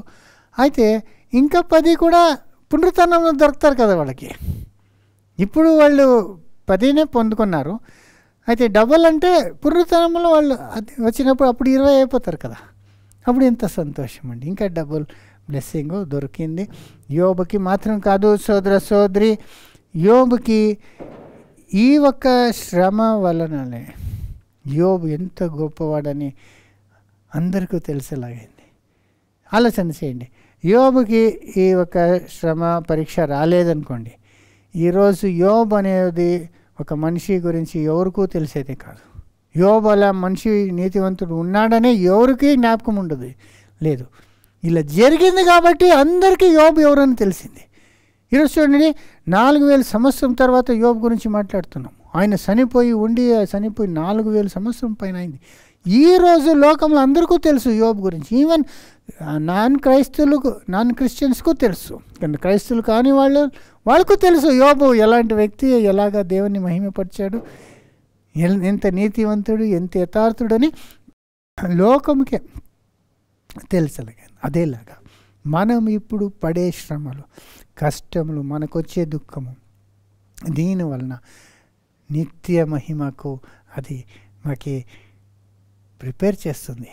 దీనివల్ల మాకు మహిమ వస్తుందండి. ఆలోచన చేయండి, బైబిల్లో కూడా ఉంది కదా, 2 కొరింథీ 4:17, మేము దృశ్యమైన వాటిని చూడక అదృశ్యమైన వాటిని నిదానించి చూచుచున్నాము. చూసారా, ఇక్కడ for our light affliction which is but for a moment worketh for us far more exceeding and eternal weight of glory అంటారు. అంటే కొంచెం కాలం ఉన్న అఘోరమైన ఈ కష్టము నిత్యమైన మహిమ గలగా ఉంటుందని అక్కడ మనకి చెప్తున్నది మనము చూడవచ్చు. సో సోదర సోదరి, ఈ శ్రమలు, ఈ కష్టాలు, ఇదంతా మనకి ఎంత ఫ్యూచర్కి మహిమ తీసుకొస్తుందని మనము ఆలోచన చేసినప్పుడు నిజంగా ఇది మనకి మంచిదిగానే ఉంది కదా. మన యేసు ప్రభు జీవితంలో కూడా చూడండి, ఆయన 3 సార్లు అడిగారు, దేవుడా ఈ గిన్నె పాత్ర నన్ను తొలగించు అని. దేవుడు ఒకవేళ ఆ ప్రార్థన ఆన్సర్ చేసి అదేలాగా ఆయన చావకుండా చేసేసి ఉంటే ఏమైందండి? మన పాపము ఎలాగ కడగబడేది, లోక పాపం ఎలా క్షమింపబడేది, లోకముకి రక్షణ ఎలా వచ్చేది కదా. ఆయన చనిపోయిన తర్వాతనే ఆయన మరణించారు కాబట్టి ఆయన మరణం మూలంగా, ఆయన రక్తం మూలంగానే లోక పాపముని ఆయన కడిగారు కదా. లోకంని రక్షించిందే ఆయన ఆ మరణంని తీసుకునే మూలం. దాన్నే తీసేసి ఉంటే ఎలాగా మహిమ వచ్చేది, ఎలాగ లోక రక్షణ?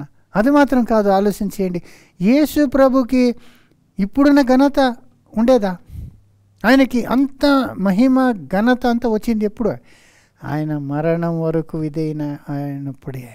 ఆయన మన కొరకు సిలువలో మరణించారు కాబట్టి ఆయనని లోకమే ప్రేమిస్తుంది ఈరోజు. ఆయనకి ఎంత ఘనత మహిమ ఉంది, ఎందుకంటే ఆయన మన కొరకు ఆయన అంత కష్టమైన మరణముని అనుభవించారని. మరి ఆయన అడిగినట్లు దేవుడు దాన్ని తీసేసి ఉండింటే అది జరగకుండా ఆయనకి ఎలాగా మహిమ వచ్చేది? ఆయన ఆ యోగ్యత, ఆ ఘనత వచ్చిందే దానివలన. సోదర సోదరి, శ్రమ ఎంత ముఖ్యము ప్రకటన 5:12-13 చెప్తారు కదా.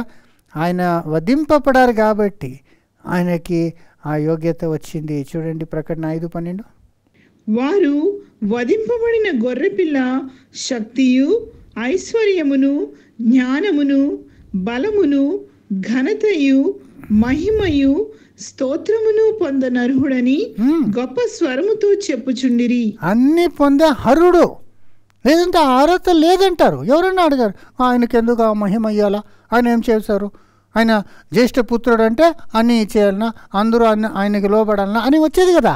అయితే ఇప్పుడు ఎవరు అలా చెప్పేలాగా లేదు. అందరూ ఇష్టముతో ఆయనను ఆరాధన చేస్తాము, ఆయనకి లోబడతాము. తండ్రి కూడా, అందరూ దూతలు కూడా ఆయనని ఆరాధించండి అని చెప్తున్నారు. ఎందుకంటే ఆయన అంత గొప్ప మరణంని అనుభవించారు కదా. దాన్ని బట్టి దానివల్ల సోదర సోదరి కష్టము శోధనలు వచ్చినప్పుడు మాకు అనిపిస్తుంది, దేవుడా ఎందుకు నన్ను రక్షించలేదంటే, అయితే దేవుడు ఆన్సర్ చేయకుండా ఉన్న ప్రార్థన నిమిత్తం మనం దేవునికి ఒకరోజు కృతజ్ఞత చెల్లిస్తాం. We will definitely thank God for all the unanswered prayers. మనం ఇప్పుడు ప్రార్థన చేస్తున్నది వినక ఉండేదానికి దేవునికి ఒకరోజు థ్యాంక్స్ చెప్పేలాగా ఉంటుందండి. ఎందుకంటే దాని వలన మనకి ఎంత మహిమ దేవుడు ఇవ్వబోతున్నాడు. దానివల్ల సోదరి మనం ఏం చేయాలంటే మన ఆత్మను నమ్మకముతో ఆయన చేతికి పెట్టేలా. ఆయన నమ్మకమైన దేవుడు కాబట్టి ఆయన చేసేదంతా మన మంచికి అనేది. ఏమి జరిగితేనో ఆయన మా ప్రార్థన వింటేనూ సరే వినకుండా ఉంటేనూ సరే ఆయన నమ్మకమైన దేవుడని మా ఆత్మని ఆయనకి అప్పగించాలా. అదే మొదట పేతురు 4:19 పేతురు చెప్తాడు చూడండి.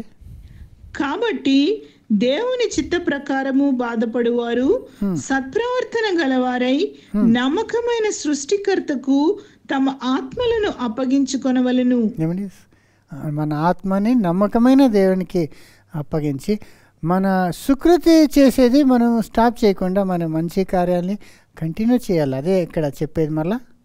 కాబట్టి దేవుని చిత్త ప్రకారము బాధపడువారు సత్ప్రవర్తన గలవారై ఆ సత్ప్రవర్తన గలవారై అన్నారు. అంటే బాధపడేవాళ్ళు సత్ప్రవర్తన మానకుండగా దాన్ని కంటిన్యూ చేసుకుని మా ఆత్మని నమ్మకమైన దేవునితో మనము విశ్వాసముతో ఇచ్చేయాలి కదా సోదరి. ఇంకోసారి.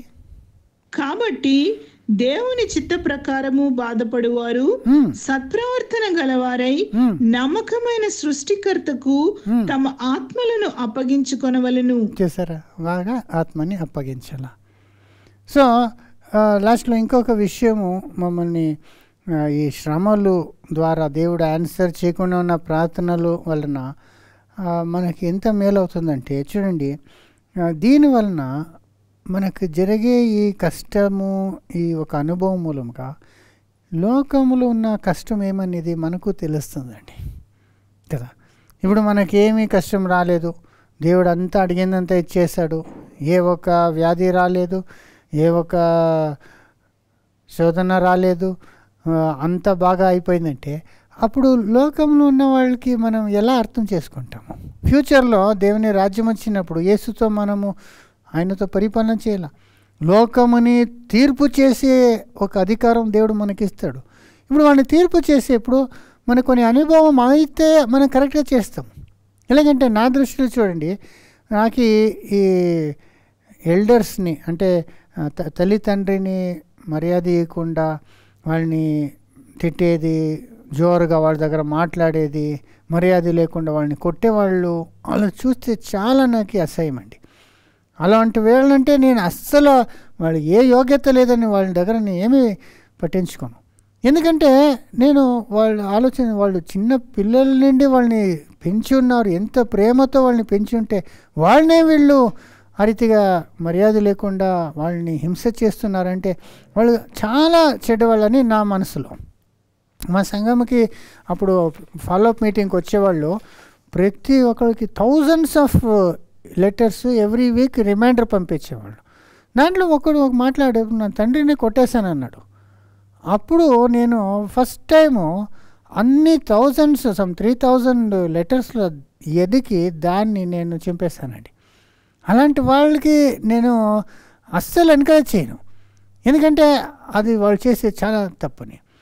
అయితే ఈ మా మదర్ ఇలా అయిన తర్వాత మదర్ దగ్గర డీల్ చేసేప్పుడు వాళ్ళ యొక్క రియాక్షను అప్పుడు మనకి చాలా సందర్భంలో ఓపిక ఉండదు, కోపం వచ్చేస్తుంది, మరి జోరుగా మాట్లాడవలసింది వస్తుందండి. ఎందుకంటే గట్టిగా మాట్లాడాలి.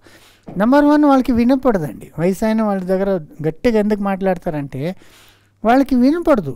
ఏం చెప్తేను 2 సారి 3 సారి 4 సారి జోరుగా చెప్పాలి, అప్పుడు వాళ్ళకి అర్థమవుతుంది. వింటారు, అయితే వాళ్ళు మరలా వాళ్ళు ఫాలో అవరు. వాళ్ళకి వినేదే 4-5 టైమ్స్ చెప్పాలా, మరి వాళ్ళకి అర్థం వినిన తర్వాత కూడా వాళ్ళు చేయరు అది. అప్పుడు వాళ్ళకి మరలా కన్విన్స్ చేయాలా. ఫర్ ఎగ్జాంపుల్ మా మదర్కి ఇప్పుడు చర్చికి పోయేప్పుడు వేరే స్లిప్పర్ వేసుకోమంటే వాళ్ళకి 4 సార్లు చెప్పి ఉంటాము, వేరే స్లిప్పరు ఇది అది వేసుకోండి. అప్పుడు ఆ తర్వాత అర్థమవుతుంది, వద్దు నేను ఇదే వేసుకుంటాను బాత్రూమ్ స్లిప్పర్ ఎలా వేసుకొని పోతావమ్మా, మంచి శారీ కట్టుకున్నావు, దాని ప్రకారంగా మంచి స్లిప్పర్ వేసుకొని ఒకసారి వెంటే రెండు సార్లు మరి 10 సార్లు చెప్తాలా.